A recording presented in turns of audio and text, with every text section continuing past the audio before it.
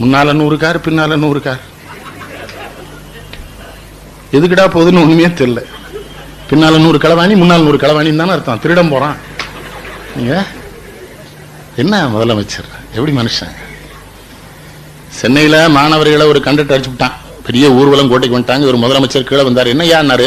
ஒரு கண்டக்டர். எப்பா அந்த கண்டக்டர் எந்த ரூட்டு கேளு, டிஸ்மிஸ் பண்ணிட்டாரு. பையங்க பூரா தலைவர் காமராஜ் வாழ்க வாழ்கன்ட்டு போயிட்டான். 1 மணி நேரம் கழிச்சு அந்த கண்டக்டர் வந்து நிக்கிறான் ரூம்ல.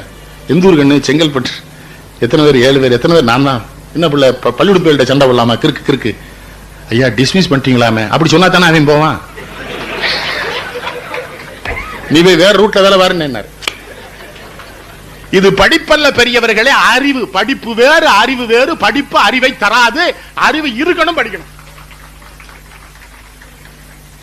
மற்ற தலைவனா பிரச்சனை உண்டு பண்ணிடுவான். இதே பெரிய சிக்கலாகி பஸ் அவனுக்கு உடைச்சி இவன் உடைச்சி தீய வச்சு கொளுத்தி 10 நிமிஷம். எப்படி தலைவர்? காமராஜர் மெத்த படித்தவரான்னு கேட்டாங்க. சிரிச்சுட்டே சொன்னார் ஒரு மேடையில, நான் எவன்டையும் படிச்சவனே சொல்லலையே, எதுக்கு இதையே சொல்லிட்டு இருக்கானுங்க. நான் சொல்லலைடா, எங்கேயா சொன்ன நான் படிச்சேன்னு, ஏன்டா அதே சொல்றானுங்க.